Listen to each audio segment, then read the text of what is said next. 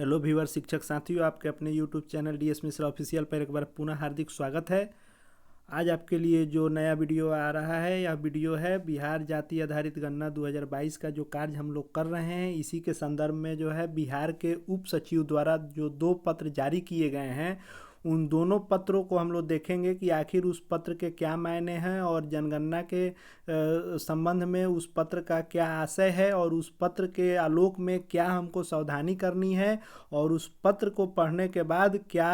जो है उसमें डिफाइन किया गया है और किस बिंदु को क्लियर किया गया है और उस पत्र के आधार पर किस बिंदु को लिखने में, फॉर्मेट में, अंक भरने में हमको क्या सावधानी करनी है, उस पत्र को आज हम लोग देखेंगे और उस पत्र का जो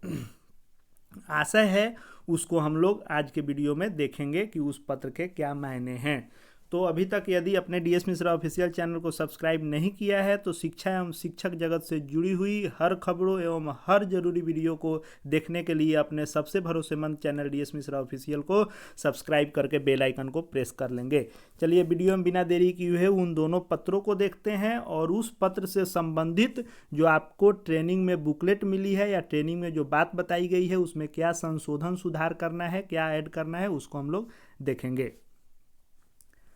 तो जो एक पत्र है वह है कि बिहार जाति आधारित गणना 2022 के प्रश्न संख्या 17 के अंतर्गत छोटे बच्चों के मासिक आय के संबंध में दिशा निर्देश दिया गया है। तो क्या है प्रश्न संख्या 17 में दिशा निर्देश किस लिए आया है, तो पहले हम लोग प्रश्न संख्या 17 देख लेते हैं।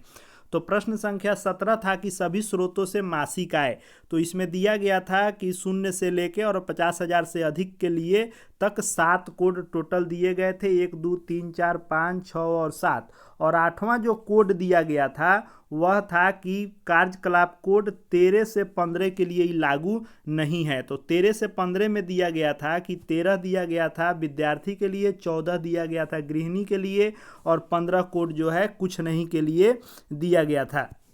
जो यहाँ पर हम लोग देख लेते हैं कि 13 जो कोड दिया गया था विद्यार्थी के लिए और 14 गृहिणी के लिए और 15 कुछ नहीं, इन तीनों कोडों के लिए जो है मासिक आय का कोड 8 देने का निर्देश हमको प्राप्त था। लेकिन एक चीज़ इसमें स्पष्ट नहीं किया गया था। क्या स्पष्ट नहीं किया गया था वह देखते हैं जो इस पत्र में स्पष्ट किया गया है। तो इस पत्र में यही स्पष्ट किया गया है कि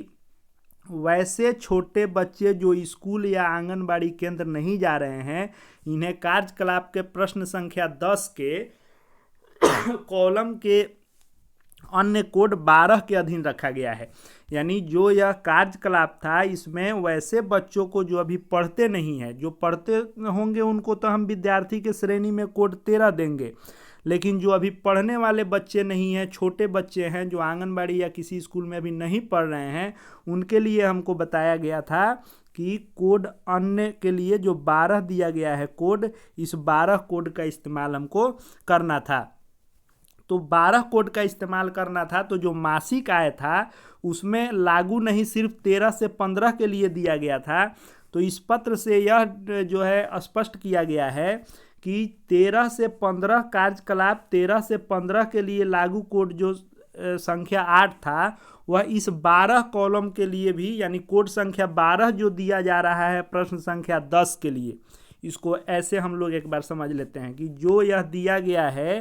कि यह विद्यार्थी गृहिणी और कुछ नहीं, 13 14 और 15 के अलावे यह 12 कोड में भी वैसे बच्चे जो अभी विद्यार्थी की श्रेणी में नहीं हैं, अभी पढ़ने वाले नहीं हैं, और 12 कोड वही था कि जो कार्य करने में सक्षम नहीं है, असमर्थ हैं, उनके लिए 12 कोड था। तो छोटे बच्चे अभी कार्य करने में असमर्थ नहीं हैं, तो जब समर्थ नहीं है तो वैसे बच्चों को जो न किसी काम करने के श्रेणी में आते हैं और न विद्यार्थी के श्रेणी में आते हैं, उनको अन्य की श्रेणी में रखना था 12। तो जो यहाँ पर मासिक आय वाला दिया गया है कि 13 से 15 लागू नहीं, तो इसमें जो 12 भी कोड देना है अन्य के लिए, जो छोटे बच्चों के लिए, उसका भी कोड हम 8 ही प्रयोग करेंगे, लागू नहीं। यानी अब इसमें विद्यार्थी गृहिणी और कुछ नहीं, इस 3 कोड के अलावे वैसे बच्चे जो अभी विद्यार्थी नहीं है, पढ़ते नहीं है, छोटे बच्चे हैं, उनके लिए भी मासिक आय का कोड 8 प्रयोग करना है, यानी लागू नहीं। तो पहला जो यह पत्र है यह इसी संबंध में है कि उन बच्चों को जो प्रश्न संख्या 10 में वैसे बच्चों के लिए जो कोड 12 हम आवंटित करेंगे, 12 कोड देंगे कार्यकलाप में, तो यदि छोटे बच्चों का कार्यकलाप में हम 12 कोड देते हैं तो उनके लिए मासिक आय में कोड 8 देंगे, यानी लागू नहीं। इस पत्र से यह चीज़ क्लियर किया गया है जो कि आपके ट्रेनिंग में क्लियर नहीं था और आपके बुकलेट में भी क्लियर नहीं था। इसको सरकार के उप सचिव के पत्र के माध्यम से क्लियर कर लिया गया है कि छोटे बच्चों के लिए जिनके लिए कार्यकलाप में कोड 12 होगा उनके लिए भी मासिक आय 8 होगा, यानी उन पर लागू नहीं। अब दूसरा पत्र हम लोग देखते हैं। दूसरा पत्र जो है